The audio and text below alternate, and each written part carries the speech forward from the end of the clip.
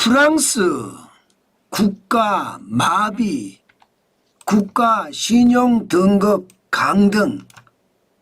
여러분, 이 말이 무슨 말일까요? 일단 여러분 이 사진 한 장을 봐 주시죠. 지금 프랑스의 상황입니다. 보시는 것처럼 굉장히 젊잖아요.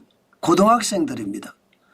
고등학생들까지 나와서 국가를 마비시키자 이렇게 시위하고 있습니다. 게다가 길거리에 지금 불도 이렇게 질렀어요. 이게 프랑스 전역에서 일어나고 있습니다. 세상에 이런 일이 일어날 수 있을까 그렇게 생각할 정도입니다. 그럼 왜 이렇게 됐느냐? 돈 푸는 거 있잖아요. 돈 푸는 거. 안 풀겠다 이거예요. 지금처럼 돈 풀면 프랑스는 국가 부도 사태를 맞으니까 재정을 감축해야 되겠다 이거예요. 재정을.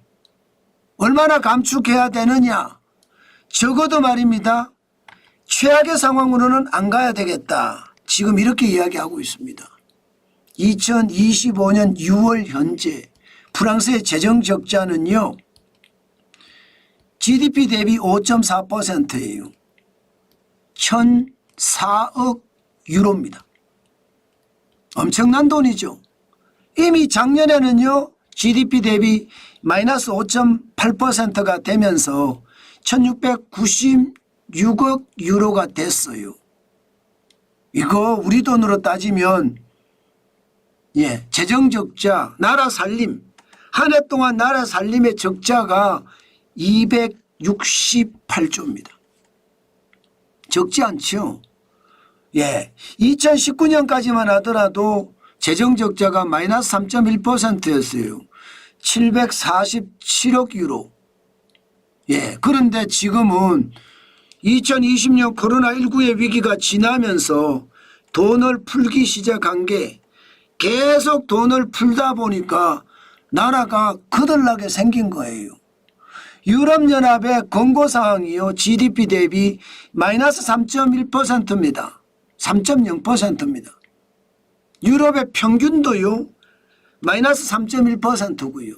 그런데 프랑스는 마이너스 5.4%, 많을 때는 2020년에 마이너스 8.9%까지 떨어졌습니다. 한 해 동안 나라 재정 적자가 2,115억 유로나 됩니다. 그러니 나라가 망할 수밖에 없는 거죠. 그만큼 말입니다. 부채가 늘어날 수밖에 없으니까. 부채 한번 보세요. 부채가 2025년 1분기에요. 1분기에 114.1%입니다. GDP 대비. GDP라는 게 한 나라 국민이 생산하는 총액이잖아요. 한 나라 국민이 생산하는 총액보다 많다는 거예요. 국가 부채가. 금액으로 보더라도 3조 3,500억 유로거든요. 우리 돈으로 따지면 5,426조 원이나 됩니다. 그야말로 프랑스 그야말로 박살난 거죠. 2019년까지만 하더라도 프랑스의 국가 채무는요. GDP 대비 97.9%였어요. 2조 4,200억 유로였습니다. 그런데 2020년 코로나19의 위기가 덮치면서 돈 풀기 시작했는데 2025년 1분기가 3조 3,500억이 됐으니까 정말로 충격적이다 이렇게 이야기할 수가 있겠죠. 그야말로 거들난 겁니다. 거들났어요. 이렇게 되니까 프랑스의 국가 신용 등급이 떨어졌습니다. 프랑스 국가 신용 등급 한번 보세요. 피치가 프랑스 국가 신용 등급을요. A+로 내렸어요. A+. A+면요. 2000년부터 계속해서 프랑스는 최고 신용 등급을 유지해 왔거든요. A 트리플입니다.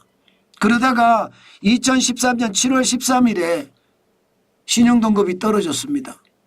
그리고 2014년 12월 12일에 AA 또 떨어졌어요. 그러다가 2023년 4월 28일에 AA-로 떨어졌는데 2025년 9월 12일 또다시 A+로 떨어졌습니다. 그러면 뭐 한 12년 사이죠. 12년 사이. 12년 사이에 지금 국가신용등급이 최고 등급에서 지금 5번째 등급으로 떨어진 거잖아. 5번째. AA가 이제 첫 번째 등급이고요. A+가 5번째 등급이잖아요. 그렇게 떨어졌다는 이야기예요. 나라가 지금 최악으로 간다는 뜻입니다. 프랑스 이러면 여러분도 알다시피 G8이라고 해서 아니면 G7이라고 해서 세계를 선도하는 국가 중에 하나입니다. 그만큼 프랑스는요 세계의 영향력이 큰 나라예요. 그런데 프랑스가 이제 유럽의 문제아가 됐다는 뜻입니다. 문제는 피치만 국가신용등급을 내릴까요? 앞으로 다른 데는 안 내릴까요? 아마 현재까지 보면요. 피치가 부정적에서 안정적으로 바꾸면서 5번째 등급으로 내렸잖아요. 이제 무디스도 4번째 등급입니다. A3로 4번째 등급. 이것도 내릴 가능성 크고요. 게다가 S&P 벌써 부정적으로 국가신용등급 전망을 바꿨습니다. 이렇게 되면 6개월 안에 금리를 내립니다. 아니면 1년 안에 내리든지요. 지금 4번째 등급의 AA-잖아요. 이제 마찬가지로 A+로 내릴 가능성 굉장히 커집니다. 자, 이제 문제는요. 프랑스가 국가 마비가 일어났는데 프랑스가 망할 거냐 안 망할 거냐 이제 그것을 생각할 때입니다. 그만큼 말입니다. 정부는 빚을 줄여서 어떻게 하든 안 망하게 만들려고 하는 거고요. 야당이나 국민들은 퍼주던 거 계속 퍼주라 이거예요. 놀던 거 계속 놀게 해달라 이거예요. 그렇지 않으면 국가를 마비시키겠다 이렇게 이야기하고 있거든요. 자, 여기서 과연 프랑스의 선택은 어디로 갈까요? 현재 말입니다. 프랑스는 굉장히 나쁩니다. 프랑스 10년물 국채금리가 보면 보시는 것처럼 9월 12일에 3.502%입니다. 굉장히 높은 수예요. 2023년 10월 18일 3.552%에서요. 2025년 3월 11일에 3.589%로 꼭대기까지 올라갔습니다. 여기에 9월 2일에 다시 3.585%까지 올라갔습니다. 이제 9월 12일에 3.502%지만 주말이 지나면서 이제 국가신용등급도 제가 봐서는 강등이 됐으니까 금리도 더 올라갈 겁니다. 자, 이렇게 되면 과연 프랑스가 앞으로 국채 발행을 쉽게 할 수 있느냐 이런 얘기가 뒤따를 수밖에 없습니다.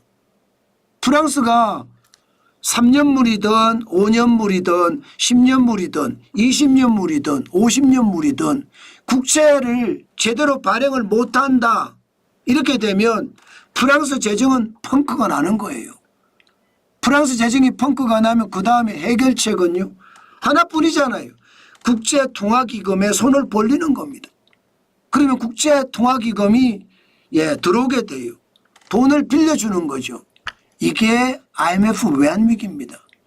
지금 프랑스는 여차하면요 1997년 대한민국이 겪었던 것처럼 IMF 외환위기가 올 가능성 굉장히 많습니다.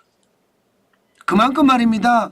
지금 프랑스는요 절체절명의 위기에 도착했다 이렇게 생각하면 틀리지 않습니다. 이것을 보면서 여러분들도 느껴지시죠? 돈 푸는 게 얼마나 무서운 건지. 돈을 많이 풀어서 국가 부채가 많이 늘어나니까 국가 신용등급이 떨어지면서 해외에서 자금 조달이 어려워지고 자금 조달을 한다고 하더라도 이자 비용이 늘어나서 정부 부채가 더 악순환이 되는 것. 그래서 프랑스가 옴짝달싹 못하는 것. 그게 현실이 된다. 그 말씀 제가 많이 드려왔습니다. 이거 우리나라에 저는 도착할 날 멀지 않았다고 생각합니다. 우리나라도 프랑스처럼 최악의 상황을 맞을 수 있다. 저는 그렇게 생각합니다. 지금처럼 돈을 계속 풀어제끼잖아요. 여러분도 보시다시피 대한민국의 국가 채무는요 2025년에 1301조 9천억 원입니다. 그렇지만 앞으로 늘어나는 것을 보면 야 진짜 심각하다 이렇게 생각합니다. GDP 대비로 보면 지금 49.1%입니다. 그런데 앞으로 돈을 계속 뿌릴 거잖아요. 2029년에 가면 1788조 9천억까지 가면서 GDP 대비 국가 부채 비율도 58%까지 갑니다. 2030년에 가면요. 이대로라면 60%도 간다는 뜻이 돼요.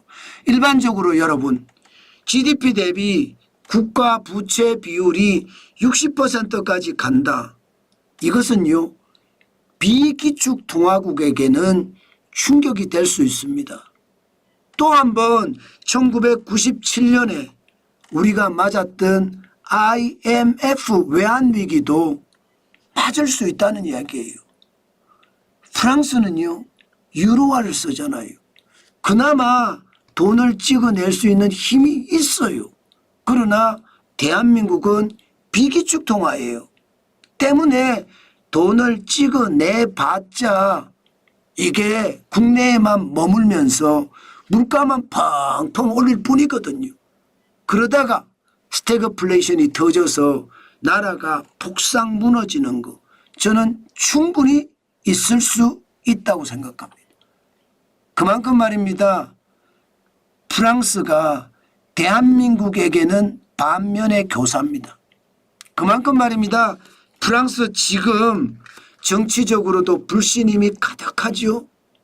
야당이 득세를 하면서 좌파 야당도 그렇고요. 우파 야당도 그렇고요. 돈 뿌려라 돈 뿌려라 계속 이야기하고 있잖아요. 이게 이제 프랑스 경제를 망친 것은 당연하고요. 앞으로 더 심각한 위기가 올 거다 그렇게 생각합니다. 여러분 프랑스가 국가 신용 등급이 맨 위에서 5번째 등급까지 떨어졌습니다. 그것도 10년이 조금 넘는 기간이에요.